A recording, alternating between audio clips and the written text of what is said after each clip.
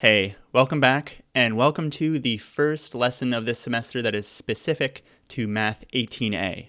This one is going to be all about elasticity.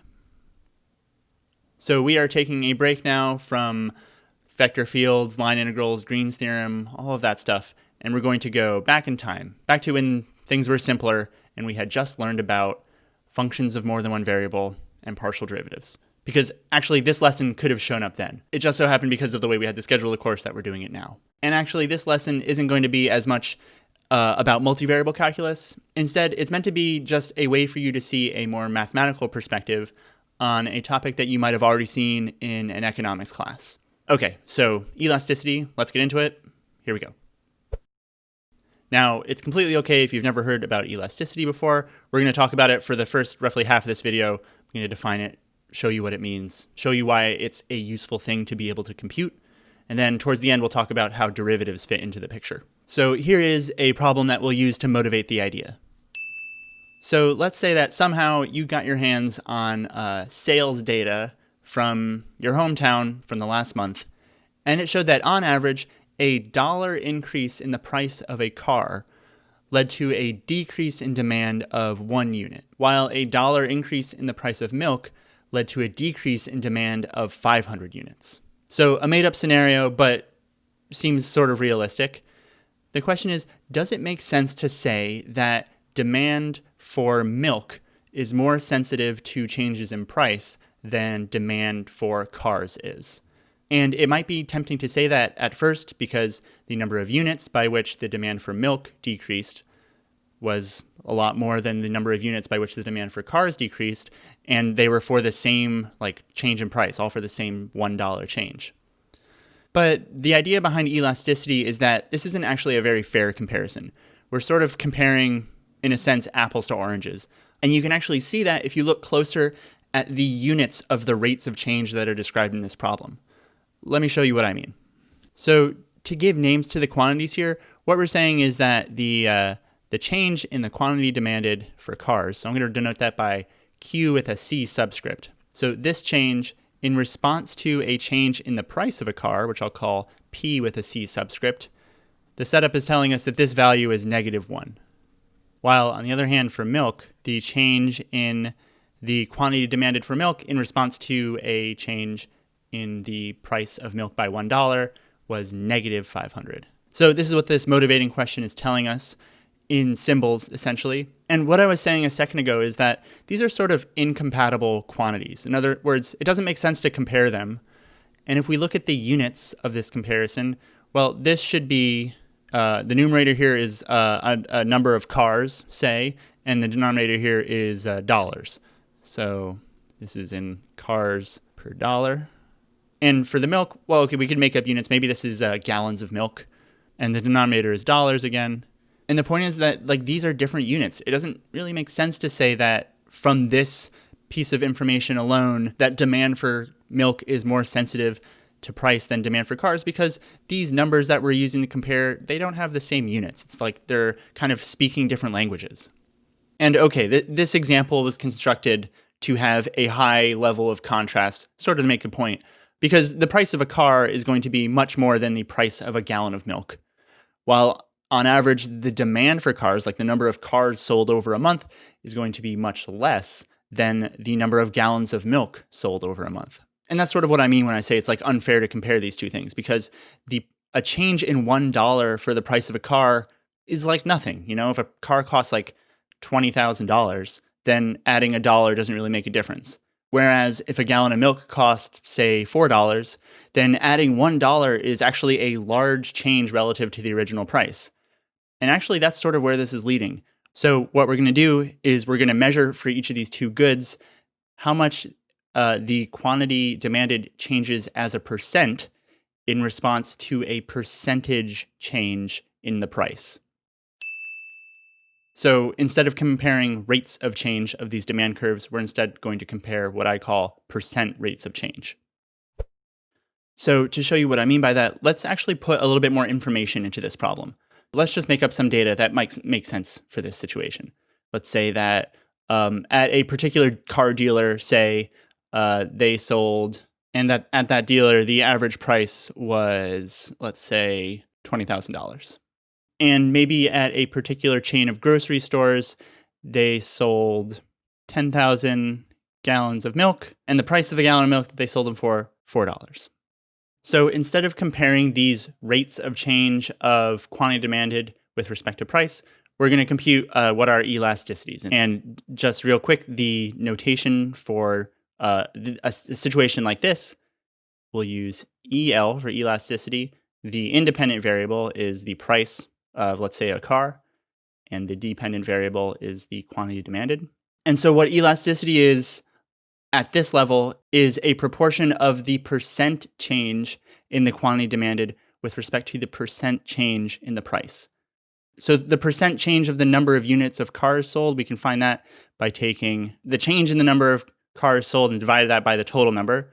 This actually won't be a percent, strictly speaking. It'll be just a decimal. If you wanted the percent, you can multiply by 100. But since we're doing the same thing in the denominator, where we're taking the ratio of the change in the price to the actual price, if you wanted a percent for either of these, you would multiply both by 100, and then the hundreds would cancel from this fraction. Anyways, if we want to compute this in this situation, doing a little bit of algebra just to make everything in terms of what we know already, we can simplify it to this, where we have delta Q sub C over delta P sub C times bringing this P sub C upstairs and putting this Q sub C downstairs. We get this.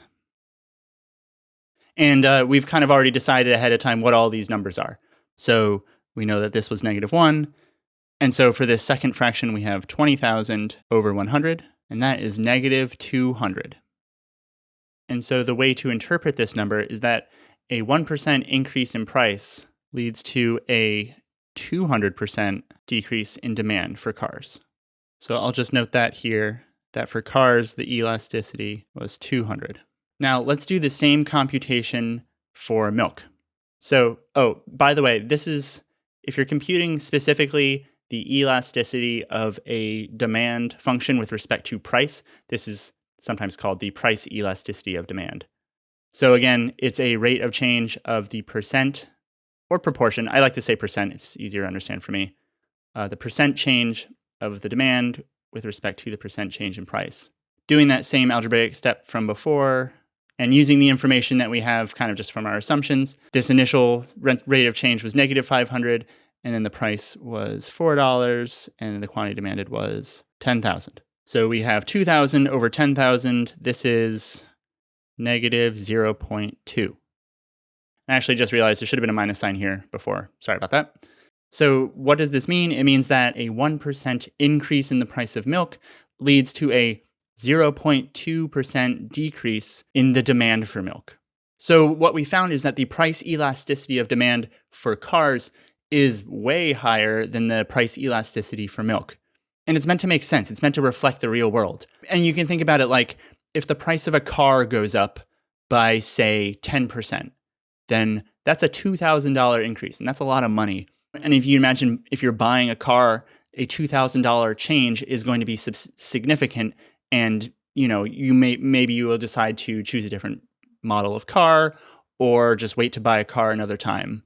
Whereas for milk, if the price of milk goes up by 10%, well, that's an increase in 40 cents, which is not a lot of money. And at the same time, milk is sort of something that people are going to buy no matter what the price is because they need it to eat.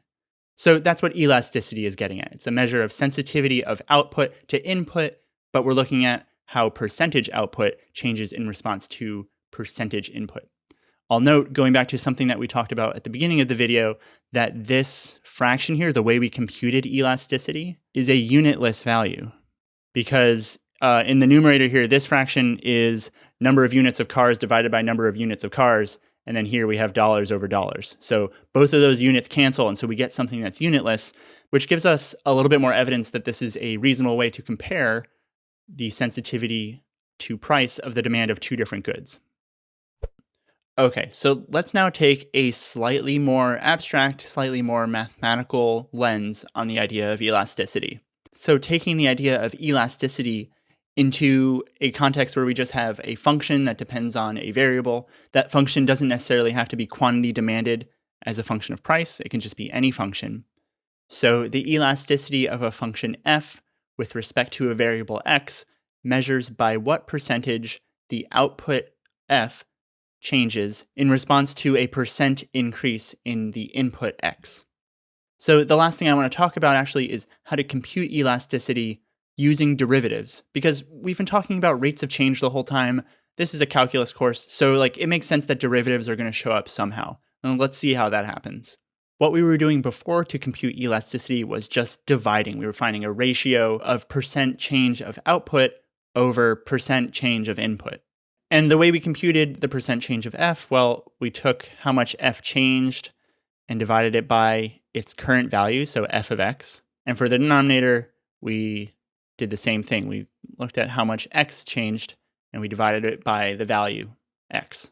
Now, working towards a derivative, let's do that same algebraic step that we did before, where we take the denominator and flip it upside down and put it next to this numerator fraction, and then move things around a little bit. We get delta f over delta x times x over f of x. So going from here to here is just algebra. But again, thinking about derivatives, we see this. This is how much f changes in response to a change in x. If we were to take a limit as delta x goes to 0, we get the derivative of f with respect to x here. And when we take that limit as delta x goes to 0, this x divided by f of x doesn't change. So what this leads us towards is what I'm going to say is really the definition of elasticity for us using derivatives. If you have a function that you can differentiate and you're finding the elasticity of it with respect to its input variable, then you'll compute the derivative of that function and multiply by the variable x divided by the function itself. So what we did in the first exercise was sort of the approximation level. We had specific values of f and of x and of delta f and delta x. And in that situation, we just sort of used the idea of elasticity as this ratio of percent changes. But if we have a function as a formula instead of just as numbers at a specific point, so let's say our function is f of x equals x squared. You can compute the elasticity using this method. So the elasticity with respect to x of this function f, we take the derivative of f and we multiply by x divided by the function itself, so it means divide by x squared. And so we have 2x times x, which is this x, over x squared, which is this f of x. Actually, that simplifies to 2. So what does this 2 mean? It means that the function f of x equals x squared is a function for which if you change the input by 1%, the output changes by 2%. Or if you were to change the input by 5%, the output would change by 2 times 5% or 10%. And now the last thing is, okay, where's the multivariable calculus in this? Well, we took a derivative here of a function of one variable. If we had a function of two variables, let's say we had a function like a Cobb-Douglas function that tells us the number of units of output of, say, a factory as a function of the number of units of capital and labor input into that factory. Well, in this situation, we could compute the elasticity of this function, p, but we would have to decide when we're going to compute the elasticity which variable we would be computing it with respect to. So if we wanted to compute the elasticity with respect to k of p, then you would do the same computation, except the derivative that you would take here wouldn't be just a normal derivative. It would have to be a partial derivative of this function. So when we're computing elasticity of functions with more than one variable, nothing really changes except for the fact that we need to compute a partial derivative. All right, so that's elasticity, and that's how derivatives and partial derivatives fit into it. Computing elasticities tends to be just a matter of taking partial derivatives and doing a little bit of algebra, so it's not that bad. What you'll get a little bit more practice with in class is interpreting it and using it to do a little bit of mathematical exploration of some lightly economic topics. I'll also note that this is the last time that you'll see me with this orange Math 18A specific background for a little while. In upcoming classes, we're going to join back up with Math 21A, but we're going to be shifting gears to talk about techniques for computing and understanding derivatives of different types of functions in sort of new ways. We'll be building up a set of tools that will lead us towards the optimization units that we'll have at the end of the semester. So anyways, thanks for playing along, and I will see you in the next video.